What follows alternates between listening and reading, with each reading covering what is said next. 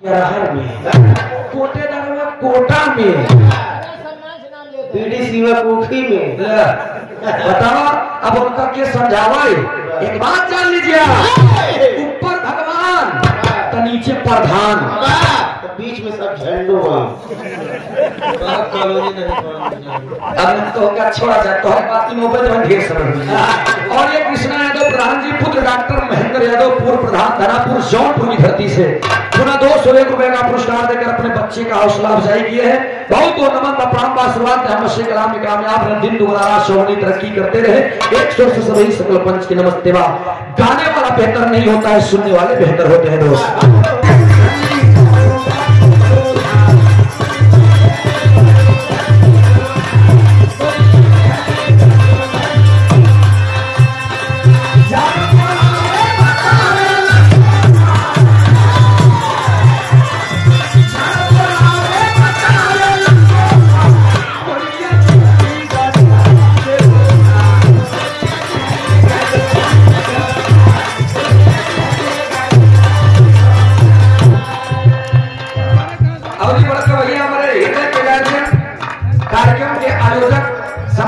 धर्मराज यादव जी, आपकी धर्म पत्नी जी की तरफ से 1 रुपया का पुरस्कार बहुत बहुत नमस्ते बा।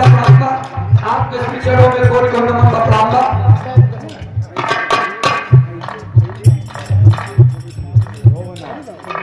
और ये शोभनाथ यादव जी भाव पे प्रसन्न होकर 50 रुपया पुरस्कार और साथ में सुंदर पंखुड़ियों से उठा हुआ पुष्पों का हार। बहुत बहुत नमस्ते बा प्रणाम। कुछ नहीं कहा जब तक ये चली नहीं रही मंच में, लेकिन कहना पड़ा तभी तभी कहा कर तो हो रहेगा।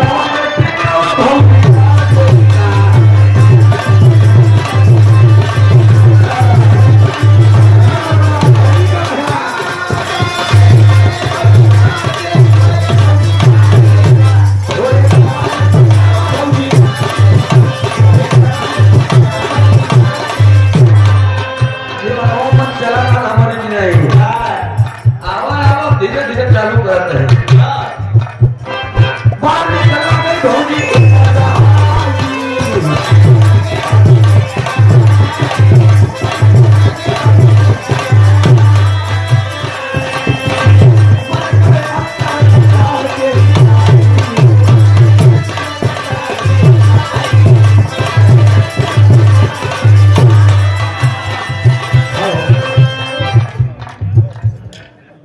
हाँ भैया पूरा फोटोग्राफ दादा काल आवत के बाद हाँ बढ़िया दिखा आप काम शुरू कर दे।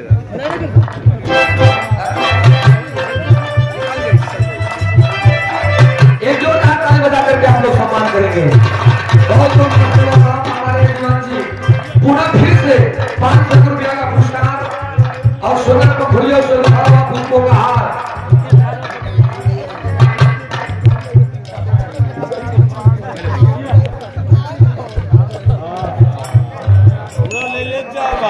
और ये दादा यादव पत्रकार दादाजी भारत और ये गुरुआ पांडे प्रत्याशी विनय यादव जी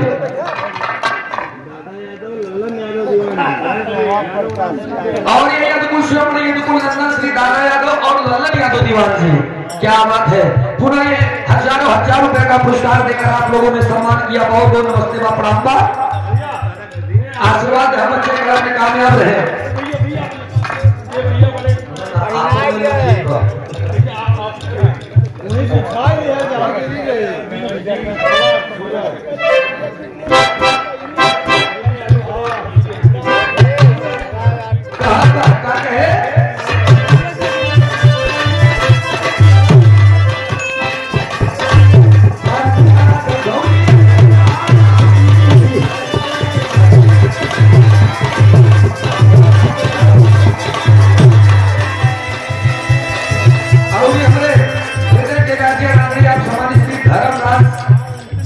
धर्मपत्नी उर्मिला देवी, आपके तरफ से पुनः 1 रुपया का पुरस्कार दोबारा आपके श्री चरणों में कोट को नमन है प्रणाम है। आशीर्वाद हम कला में कामयाब रहे, जहां रहे खुश रहे, आबाद रहे, दिन दुगना शोभनी तरक्की करते रहे।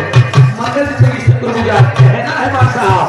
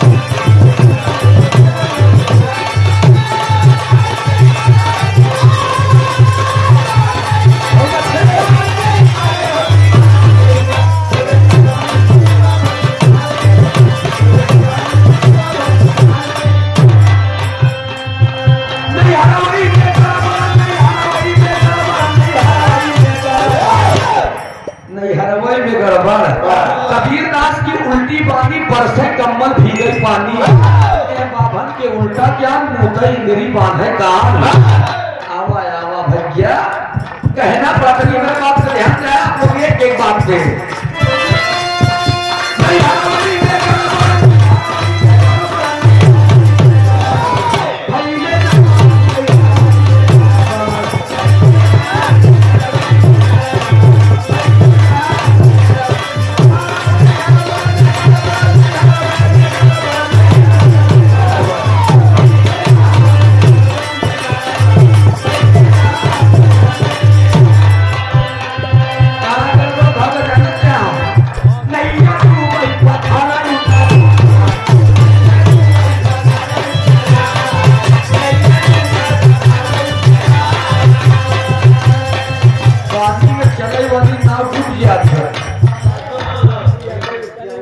अच्छा अच्छा। और ये डॉक्टर पूर्णवासी यादव जी 51 रुपया का पुरस्कार और सुंदर पंखुड़ियों से पुस्तकों का हार बहुत बहुत नमस्ते बा।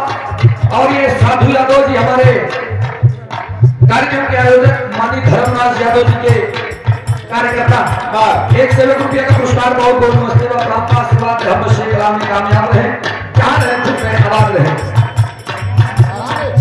और ये जगदीश मिश्रा जी इस भाव में प्रसन्न होकर 1 रुपया का पुरस्कार बहुत बहुत नमस्ते बा पढ़ाऊंगा। 100 से सभी सकल मंच के नाम का कहे क्या कहे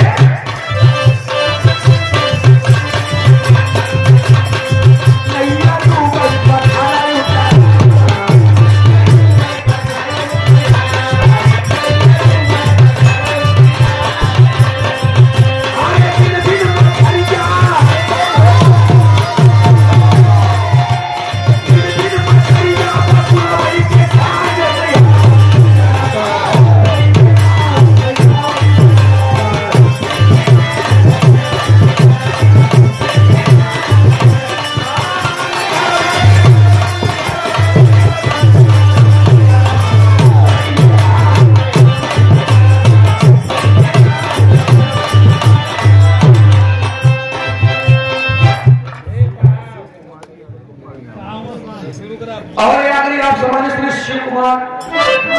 शिव कुमारी यादव जी मरियाओं की धरती से 1 रुपया का पुरस्कार बहुत बहुत नमस्ते बाबा। आशीर्वाद हम बच्चे कला में कामयाब रहे जहां रहे खुश रहे आबाद रहे। बड़ी सुंदर सुंदर बात आप लोगों ने सुना। बिरहा हमने जो प्रस्तुत किया हम बताए ना आपसे कि दुर्योधन का घमंड भी चूर हुआ और भंडारा वाली बात हुई है।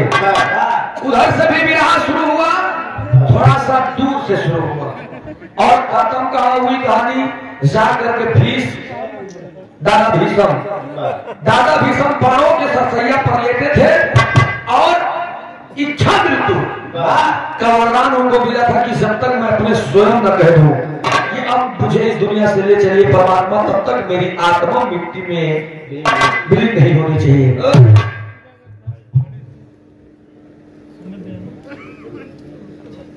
और ये हमारे यदकुल नंदन यदुवंश के सितारे सामान्य से आप लल्लन यादव दीवान जी 500 रुपया का पुरस्कार देकर हौसला अफजाई किए। आप हम लोगों के लिए समय निकाले, इसके लिए मैं चाहूंगा जोरदार ताली बजा करके आप लोग सम्मान करें। बहुत तो सुंदर बात सुने आप लोग। सरसैया पर लेटे हुए हैं, इच्छा मृत्यु तो उन्हें मिली है, लेकिन यहाँ तक कहानी आप लोग सुना। अब हम सवाल यहीं पर पैदा करते हैं कि बाणों के सरसैया पर लेते तो भीष्म दादा, लेकिन क्यों बाणों के सरसैया पर लेते थे? इसका कारण क्या था? हम इलाहाबादी गवैया लक्ष्मी प्रदर्शी जी, अब आप भैया भैया ने 3-4 पॉइंट हम नोट के लिए रहे। हमने खड़े होते ही मैंने एक बात कहा था कि आज बिहार, यूपी और बिहार, हम यूपी के या बिहार के, मैंने परिचय बताया। देश बांटने का हमारा नहीं है ना, तो विदेश किया विदेश के आए हो तो घुमई पहलवान में पट चट हो जाए तो तुरंत कहानी खत्म हो जाए। हम अपन समझ के गवाही नहीं थी कि हमारा फितरत है। अब मैं आपको फितरती में लेकर आऊं और हसरत दिखाएंगी तो फिर ऐसी हस्ती भी नहीं है, जान लीजिए। गवैया चाहिए, हैदर अली गुरु जी कह रहे हैं कि जगाया होगा जे जगाए से जाग जाए, फालतू में क्यों जगावना चाहिए। समझाया होगा जे समझाए से समझ जाए, फालतू में क्यों समझावना चाहिए। बात बोला इसी जो में पार्टी में दम रहा है, जबरी जीव लबलबावना चाहिए। कहा सूरज बेटवा खास बात माना आज मोर, अगर से जवान लड़ावना चाहिए। तो हम बढ़ाए ही हमका बढ़ा रहेंगे। अगर हमारे पुरकी खोल देवे तो जान ले बना जाए लगी, नानी छोट पड़ जाए, पानी ऊपर से बह जान लिया। पहले के बिरहा के गाई का तब जैसे छंद चलत रहा, केली में कुलेली कुकती कवित्य कूदी कूदी कोकिला करे पुकार कौर काम लालसा, खेलते खखाए खन खे खेत जाए खाए खंडरा दिखाए न चिखाए खा लालसा। गीत का गरी बिगाड़ के गीत गान गाय गा रहे गढ़ाएगा गीत कार लालसा। खाओ से हिया धुटे घरी घरी घिसार जात, खाओ भोर से घिरी घुमाओ गार लालसा। शब्द चलत रहा, आजकल के बिरहा खत्म हुई है। एक छोट के बिरहा जहां से बिरहा खत्म दोनों हुई के आगे सब बिरहा शुरू करो चलते ही। अब आप लोग सुन लिया कि बाणों के सरसैया पर लेटे थे भीष्म दादा, लेकिन जब बाणों के सरसैया पर लेटे थे उसी समय 5 पांडव और यद कुशोक नंदन श्री भगवान श्री कन्हैया सभी लोग उनके मूड़े के खड़ा हो के ये मातम छाई है। बाप रे बाप, आज एक वीर योद्धा हमारे इस दुनिया में कुछ क्षण के बाद में इस दुनिया को छोड़कर जाने वाले हैं। देखा हम लड़की ना है कि हमको नच में आप लोग पैसे नहीं हुआ जवान कुछ राम कौन हो गया। अब बिरहा की बात आई है तो मनोरंजन खाली 10 मिनट के होगा, पूरे बिरहा में कहा ऐसे हो कि हमें बस नहीं है। भैया हो सभी लोग सिर के पीछे खड़े हुए हैं और सिर के पीछे खड़े होकर के सब लोग की आंखों में आंसू है, लेकिन तब तक द्रौपदी आकर के भीष्म पितामह को देखती है तो ठट्ठा मार के हंस देती है। जब ठट्ठा मार के हंसत तब भीष्म पितामह जी सवाल करते हैं कि बेटा पूरी दुनिया रो रही है मेरे इस मुसीबत में और तुम हंस रही हो क्यों? यह बात यह फसल का तब द्रौपदी बताओ तो क्या बताए साहब, कहना पड़ा साखी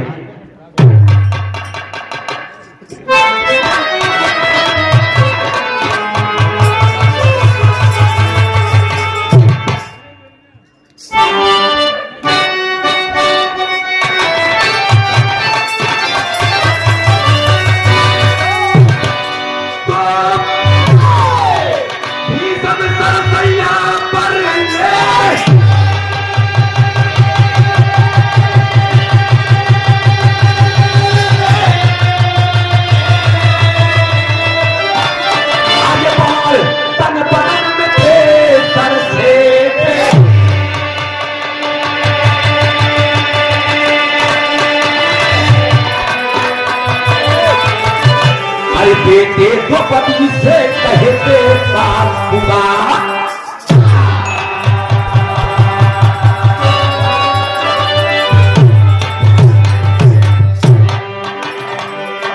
द्रौपदी लेकिन तेरे आंखों में आंसू नहीं बल्कि चेहरे पे मुस्कुराहट है, इसका कारण बता दे। द्रौपदी कह रो भीष्म दादा हमारे यहाँ से तो का दिक्कत होगा, जबरदस्ती विराह का मतलब ही ना हो कि लबल लबल लपसी नहीं चाट दिया हुआ। एक एक शब्द अगर हमारे पब्लिक की समझ में ना आया तो विराह गाओ व्यर्थ हुआ।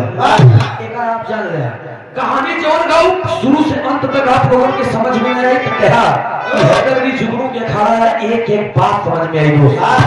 द्रौपदी कहती है कि दादा हम तो का बतावत ही याद करिए आप पिछड़ा जन्म कहीं का पातिया के एक दरबार में महाराज राजा चंद्रसेन का दरबार लगा था। यही समान कहानी की शुरुआत का कहना पड़ा कि गजल के मामा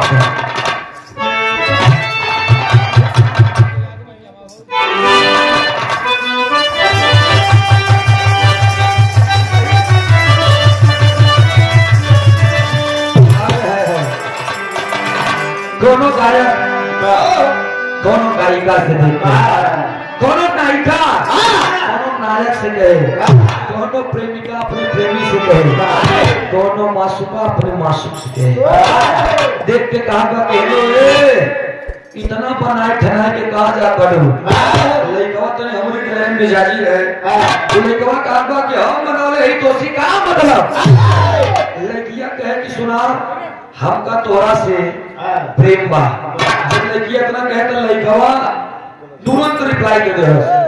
जब प्रपोज कैले बा तब लड़की उसे इग्नोर करके एक बात कहती है। क्या कहा बात?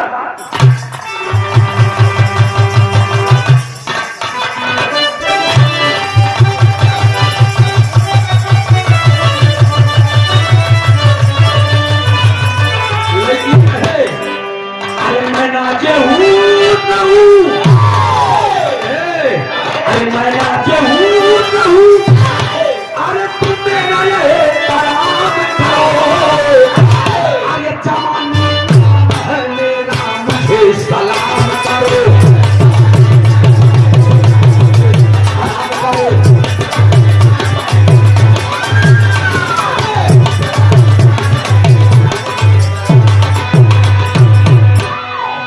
ये भाई क्या बात है रे भैया हमारा काला जाम ए भैया लेकिन यही भाव पे लड़का सुन ले पानी डाल मर्द का कहावत सुनो रे अहिरे की लड़की तेरे को बात बर्दाश्त होता कहा तो मैं तुझे सलाम भी करूंगा, मैं तुझे प्रणाम भी करूंगा, मैं तुझे आदाब भी करूंगा, लेकिन मेरी भी एक बात मानना होगा। लड़कियां कहा तो कौन बात है मर्द बताओ बता कहे जवाब में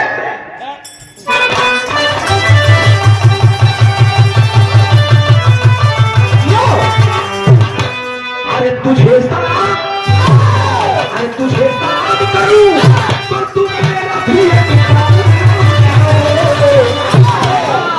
अरे अपनी जवानी हमारे नाम करो।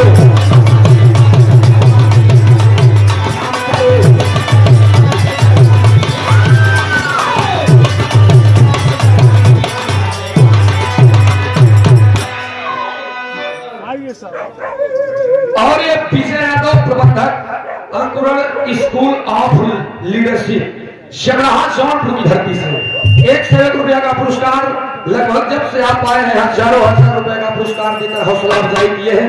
बहुत बहुत नमस्ते बा प्रणाम आशीर्वाद की चावल। लेकिन द्रौपदी बतावत बा राजा चंद्रसेन घोड़े पर सवार होकर के करते हैं क्या?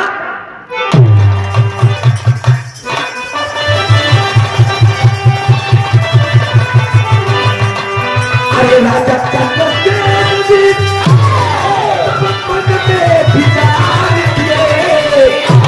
घोड़े पर सवार होके फन में सिधार किए।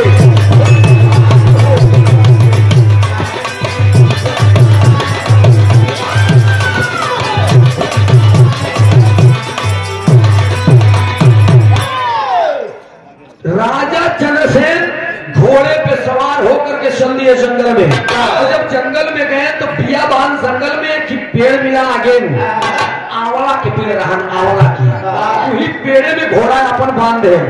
घोड़ा बांध के जब और आगे बढ़े तब एक पेड़ बा आम के पेड़े के नीचे एक दृश्य देखते हैं। दृश्य का राम और ये बिहार के बड़े शानदार कलाकार हमारे बड़े भाई शेषन सरोज जी, आपके तरफ से ये बहुत से माया का पुरस्कार है और साथ में सुंदर पंखुड़ियों से गुथा हुआ पुष्पों का हार। भाई के बहुत बहुत नमस्ते व प्रणाम। अपने छोटे अनुरोध पहले से कृपा बरसाए रहे। बहुत बहुत शुक्रिया आपको।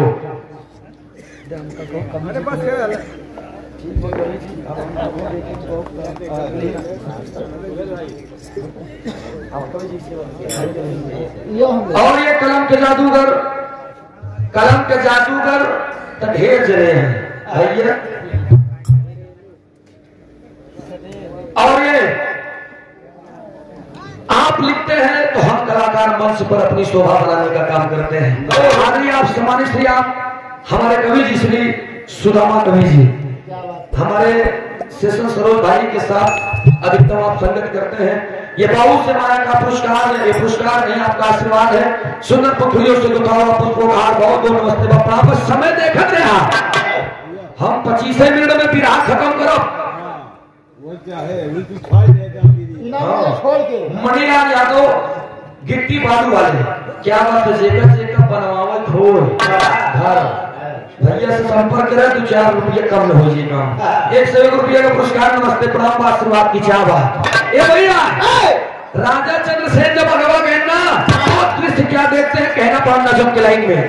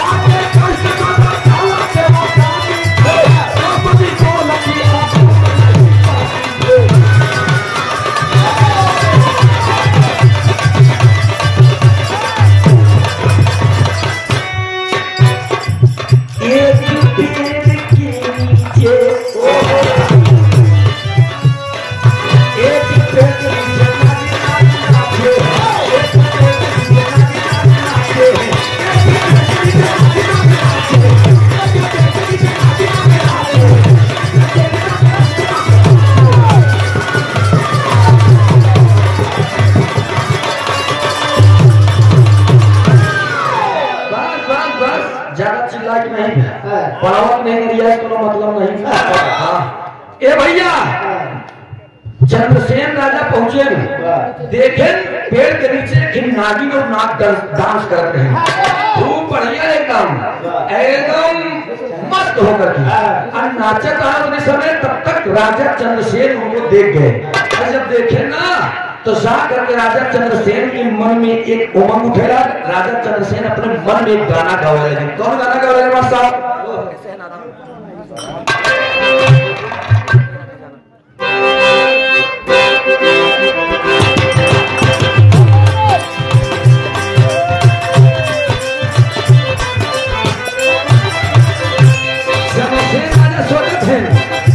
तो हर नाम लेके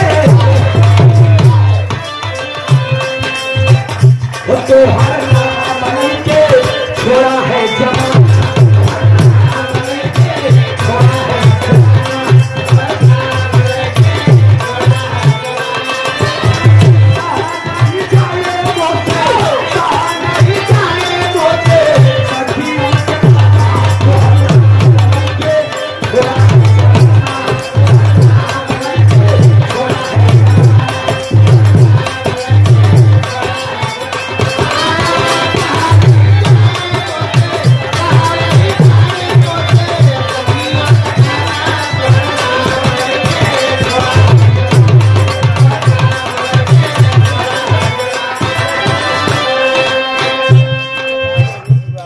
और ये विजय यादव प्रबंधक अंकुरण स्कूल ऑफ लीडरशिप चल रहा जौनपुर की धरती से आपके तरफ से ये पुनः बहुत सेनाया का पुरस्कार आपके श्री चरणों में कोट कोट नमन प्रणाम आशीर्वाद हम अच्छे कला में कामयाब रहे जान खुश रहना बात है सूरज ज्योतिषी के जैसे हजारों वर्षों की जिंदगी आपके आंचल के छाव में भला करती है लेकिन हर बच्चों के अंदर के ललक को तराशने और तराशने का काम आप करते हैं आपके श्री चरणों में कोटि नमन प्रणाम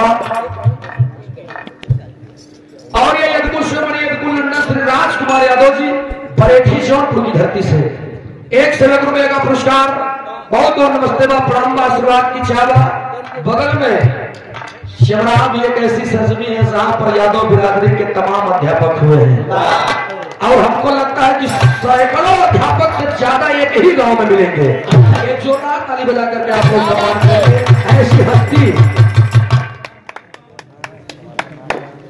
और ये कृष्णा यादव प्रधान पुत्र डॉक्टर महेंद्र यादव पूर्व प्रधान धनापुर जौनपुर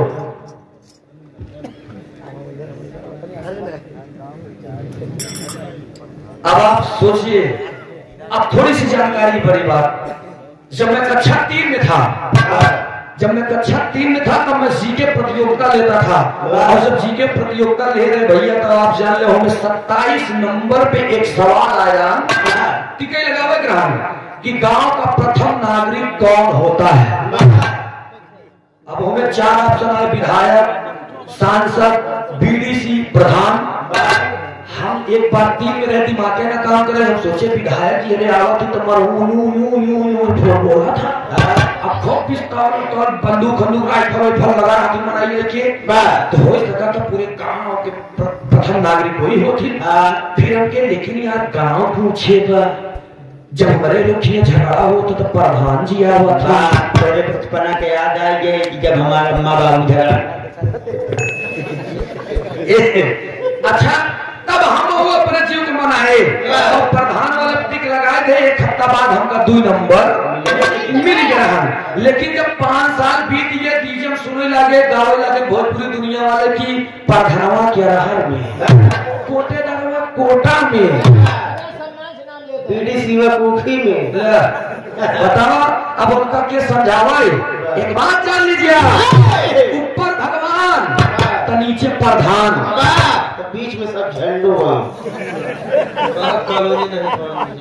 अब तो क्या छोड़ा जाए तो है बात की मोहब्बत में ढेर समय और ये कृष्णा यादव प्रधान जी पुत्र डॉक्टर महेंद्र यादव पूर्व प्रधान धनापुर जौनपुर की धरती से पुनः 201 रुपए का पुरस्कार देकर अपने बच्चे का हौसला अफजाई किए हैं बहुत बहुत नमन प्रणाम आशीर्वाद हम अच्छे कलाम में कामयाब रहे दिन दोबारा शोभनी तरक्की करते रहे एक स्वर से सभी सकल पंच की नमस्ते बा गाने वाला बेहतर नहीं होता है सुनने वाले बेहतर होते हैं दोस्त आज जो कुछ भी टूटा फूटा सब इकट्ठा किए हैं हम अपने अल्फाजों से आप लोगों की खिदमत में पेश करते हैं दोस्त ध्यान देंगे आप इधर राजा चंद्रसेन अपने मन में शक्ति बढ़ा के नागिन और नाग से जाए बस इतना ही कहे कि अब तुम लोग जो यहाँ डांस कर रही हो इतना सुने महाराज बिल्ली घुस गए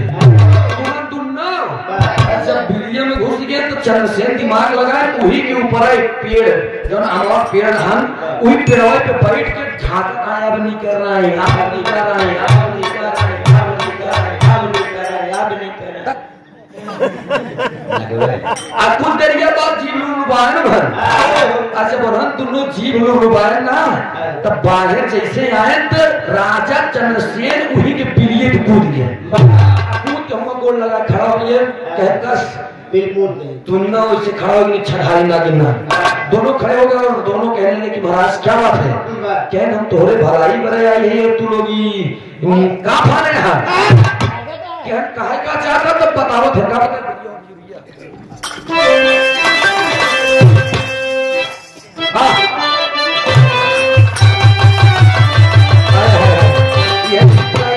अरे गोरिया रे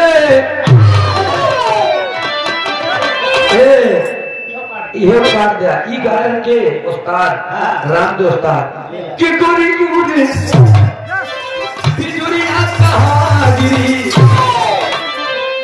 रस भरल गगरिया कहवा गिरी गोरिया रे बिजुरिया लेकिन हमरे मेला में कि ठेला पे सब्जी बेचत रहा हम लोग खड़ा रहे, लड़कीवा से लड़का सवाल कैली, लड़कीवा से लड़का कहा कि बोला बोला बोला काका तू बेचेलू, बोला काका तू बेचेलू,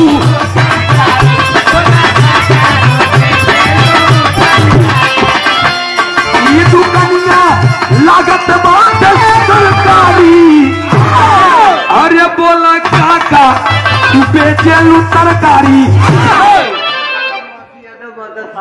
अरे वाह, डॉक्टर पुनवासी यादव मदन शाहपुर की धरती से 51 रुपया का पुरस्कार एक बार जान लिया।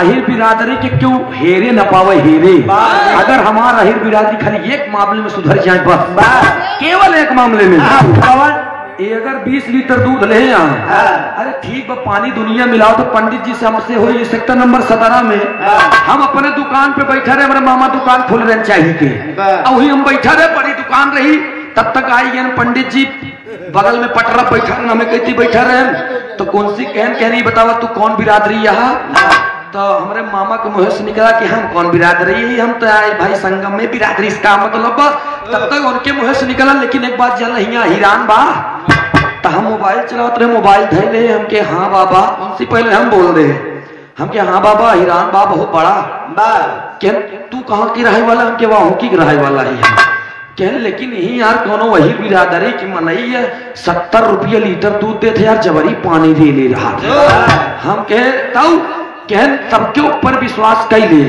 लेकिन अहिरे के ऊपर ना करे, हमके काहे कहन बताई कहे, हमके कहा कहन छत्री के 6 बुद्धि बभाने के 12, अहिरे के 1 बुद्धि पटक के मारा।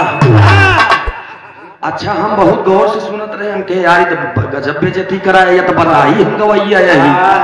कुछ देरिया के बाद हम बैठे बैठे सोचत एक बात के बाबा, अहिर बिरादरी से खतरनाक बनाई तू कहूँ हेरे न पो गया, कहने का के दुनिया के पास पैसा हो जाता, तू यश कीर्ति धन दौलत बंगला गाड़ी जमीन खरीदा था, इनके लोग पास तनिक पैसा हो जाए तू केहू से लड़ा रहा, अनरगा लो बोला बता झगड़ा मोल ले का जान ले, खट से झगड़ा खरीदे कहनू तो ठीक है, लेकिन पनिया कह रहे रहा कि हमेशा हमके तू न जन गए, बुद्धू काम कर रहा था 12 बजे के बाद, तू आप पागल बताए, हम कहे अहिर बिरादरी जानता कहे पानी मिलाई देख तीन कहे का है, हमके पहली नंबर तो खरीद दूध खाए वाला मनैया है, हमके 7 महीना के गाभिन भैंस रहा है, अब पेवर तो का 1 लीटर दूध अगर पियाई दे बिना पानी ले तो 3 दिन खेते के मुंह न दिखबे का जान लिया, तो पानी एथा बड़े मिलावत है, तोहरा लोग के लीवर उबर सही रहा है, तो कृपा कह के मनाओ थे, पैसा का समझाता है, पैसे पिया जी तू भाई सऊस रखी कहा करी भाई इज्जत बचावे पड़ा हमहू के, मोछा लक्ष्मी मोछा 4 प्रकार के होते का जान ले, बिहार में जाऊ बताऊ कि सूरत 4 प्रकार के मोछा बताए रहे, अब ना कहो कि देश माता तही नहीं, तू बिहार क्या तू नहीं तो का हमार का समय जौनपुर के बताऊ, भदोही के बताऊ, हम देश नहीं बताते, परिचय बताए पगलो तो हमारे ऊपर खेपे हुई हो, मोछा 4 प्रकार के हो था, पहला उच्च मुच्छ, पहले वाले दादा ने ये ऐसे करत रहे, देखा ने तरीको गड़बड़ाई ना, पहला उच्च मुच्छ, दूसरा नीच मुच्छ, एकदम तोहरी की ना ब्रेक हो भैया, पहला उच्च मुच्छ, दूसरा नीच मुच्छ, और तीसरा कुछ मुच्छ, और चौथा छुच्छ मुच्छ, भैया जैसे यार देखा न दिखता न जान लेने के,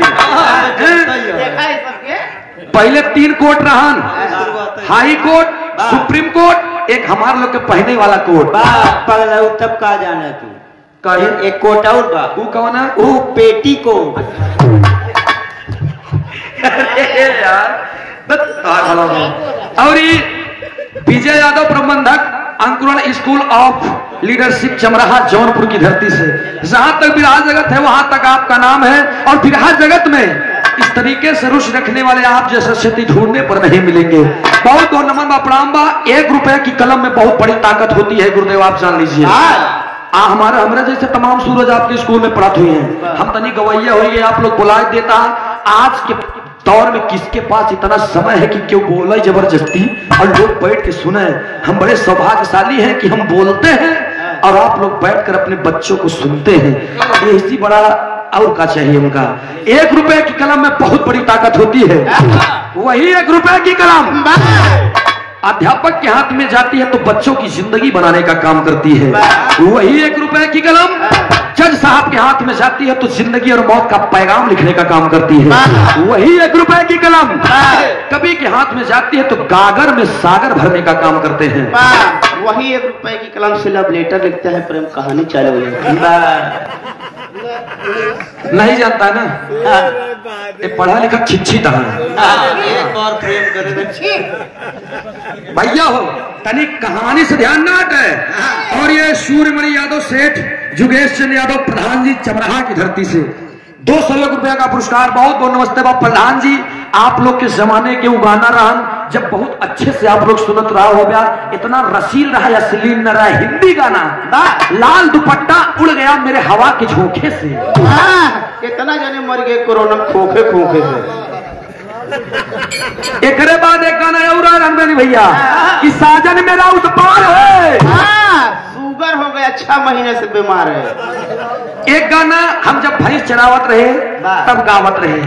भैंस चरावत रहे लाइक लाठी से धैले और गाय से तू धरती पे चाहे जहां भी रहेगी तुझे तेरी खुशबू से पहचान लूंगा।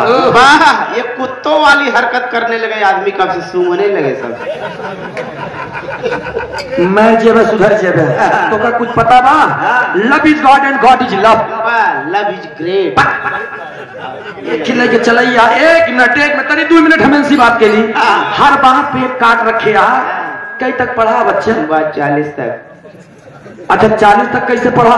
पांचों जने 8 पास करे।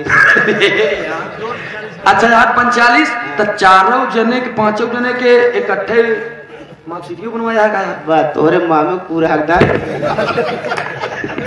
100 रुपया का पुरस्कार। आदरणीय आप समाने से हमारे हृदय के गार्जियन श्री धर्मराज यादव जी के नाती रौनक। क्या बात है, माई भगवती हमेशा चेहरे पर रौनक बनाए। बेचे लो तरकारी ई दुकनिया लागत बातें सरकारी, तब तक हम हो रहे हो। एक बात कह दिया का कहे मार साहब।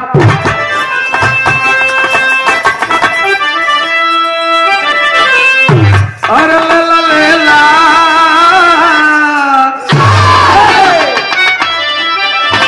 अरे लेला लेला लेला लेला हमार लेला। दे दा अपन दे दा। टमाटर है, लौकी है, आलू है, भिंडी है, कोहड़ा है, करेला है, मिर्ची है, पुदीना है। बतावत बा का गए बार साहब। अरे लेला लेला टमाटर ललका बा लेला लेला टमाटर।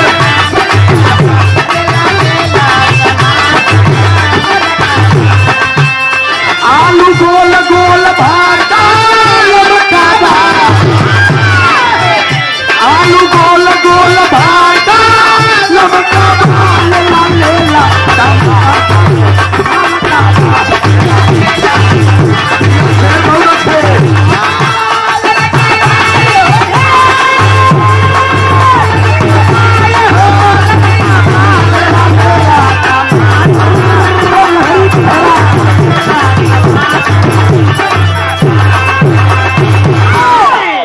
डॉक्टर पुण्यवासी लाल यादव जी मर्दन शाहपुर की धरती से ही भाव पे प्रसन्न हो जियो बहादुर एकदम खड़ा उतरा। अब कहाँ खड़ा उतरा है। 101 रुपया पुरस्कार। बहुत बहुत नमस्ते बा, प्रणाम बा, आशीर्वाद की चावल। लेकिन होत का बा कहानियां पे ध्यान दिया आप लोग कि चंद्रसेन जी बनावा घूम गए।